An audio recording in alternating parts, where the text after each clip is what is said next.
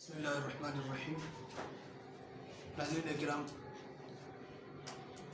ہو سکتا ہے آپ نے اپنی زندگی میں ایسے لوگ نہ دیکھے ہوں جو کلمہ تو رسول اللہ کا پڑھتے ہوں، مگر آپ کے خاندان کے بارے میں زبان درازی کرتے ہوں، عرضہ سرائی کرتے ہوں۔ حضور سید عالم صلی اللہ تعالیٰ علیہ وسلم کے خاندان کے بارے میں ایسی زبان استعمال کرتے ہوں جو ایک مسلمان سوچ بھی نہیں سکتا۔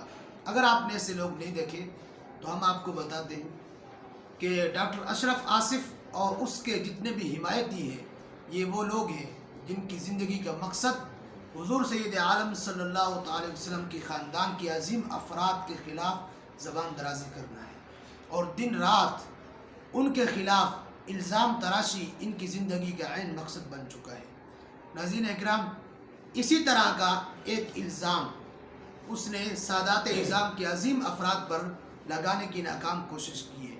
وہ الزام یہ ہے کہ ڈاکٹر اشرف آصف نے کراچی سنی کنونشن میں یہ کہا کہ پیر سید عرفان شاہ صاحب مشہدی اور جو آپ کے ساتھ ہیں دیگر سادات، وہ حضور مولا کائنات حضور سیدنا علی المرتضیٰ رضی اللہ تعالی عنہ کو آپ سے استقلالاً محبت کرتے ہیں، یعنی حضور کے وسیلے کو چھوڑ کر، حضور کی نسبت کو چھوڑ کر آپ سے محبت اور پیار کرتے ہیں۔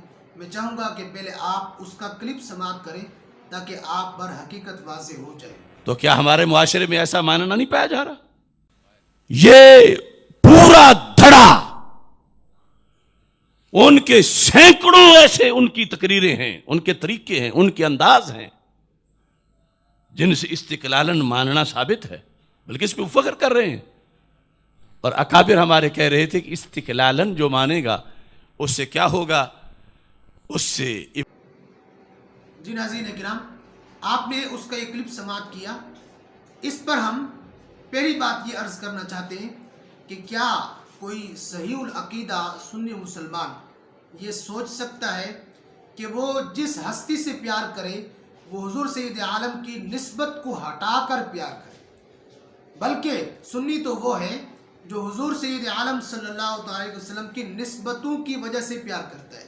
حضور کی نسبت کی وجہ سے ہم صحابہ سے پیار کرتے ہیں، اہل بیت سے پیار کرتے ہیں، اور اپنی زندگیاں ان کے لیے نچھاور کرنے کو ہر دم تیار رہتے ہیں، تو یہ صرف رسول اللہ کی ہی نسبت ہے۔ لہٰذا یہ ان کا جھوٹ ہے، جیسا کہ ان کا وتیرہ ہے جھوٹ اور الزام تراشی۔ یہ بھی ان کا ایک جھوٹ ہے کہ ہم استقلالاً مولا پاک سے محبت کرتے ہیں۔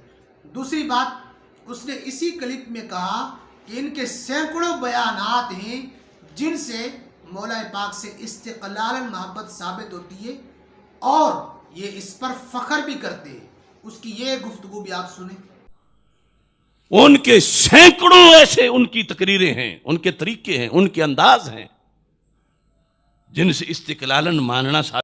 ناظرین اکرام، میں ڈاکٹر اشرف آصف اور اس کے جتنے بھی حمایتی ہیں ان سے صرف اس قدر کہنا چاہتا ہوں کہ سینکڑوں بیانات کو چھوڑیں، آپ کوئی ایک ایسا بیان دکھا دیں جس میں کسی سادات اکرام کے عظیم فرد نے صرف ایک بیان دکھا دیں جس میں یہ کہا ہو کہ ہم مولا پاک سے حضور کی نسبت کو ہٹا کر استقلالاً بغیر وسیلے کے محبت کرتے ہیں۔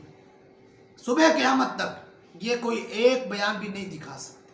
اور تیسری بات، حضور سید عالم صلی اللہ تعالی وسلم کی امت کے عظیم افراد، فقہاء، علماء یہ اپنی کتب میں واضح کر چکے ہیں کہ ایک مسلمان کے اعمال کو، افعال کو حتی الامکان جہاں تک ہو سکے صحت پر معمول کرنا چاہیے، اس کو اچھے انداز پر معمول کرنا چاہیے۔